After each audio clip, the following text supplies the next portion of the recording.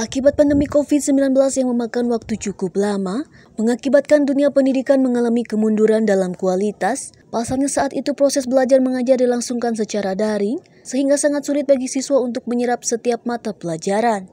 Saat pandemi menuju epidemi, di mana proses kegiatan belajar bisa dilakukan secara tatap muka, tetap saja baik siswa maupun guru mengalami kesulitan seperti halnya saat masih normal. Namun dalam masa adaptasi kebiasaan baru atau AKB, semua pihak berupaya untuk bisa berjalan normal.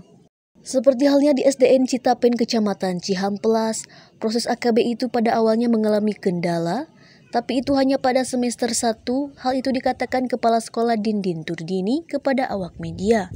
Adanya COVID ya, kemarin siswa-siswa agak terhambat di dalam pembelajaran atau di dalam KBM untuk pembiasaan tersebut, sehingga untuk transisi agak sulit untuk dikembalikan lagi. Ya.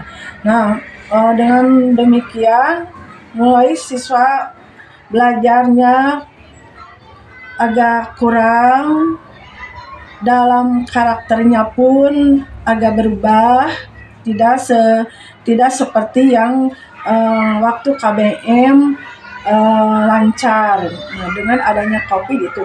Nah, di pihak sekolah mungkin kami di sini ya agak kesulitan untuk menggugah kembali siswa dalam belajar yang semangat seperti semula.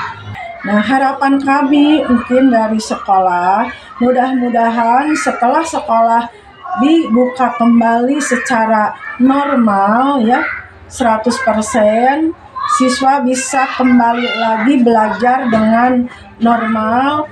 Alhamdulillah sekarang baru berlanjut hampir 1 semester ini sudah terlihat bergairah kembali, dan harapan kami semua mudah-mudahan hambatan-hambatan yang sudah berlalu menjadi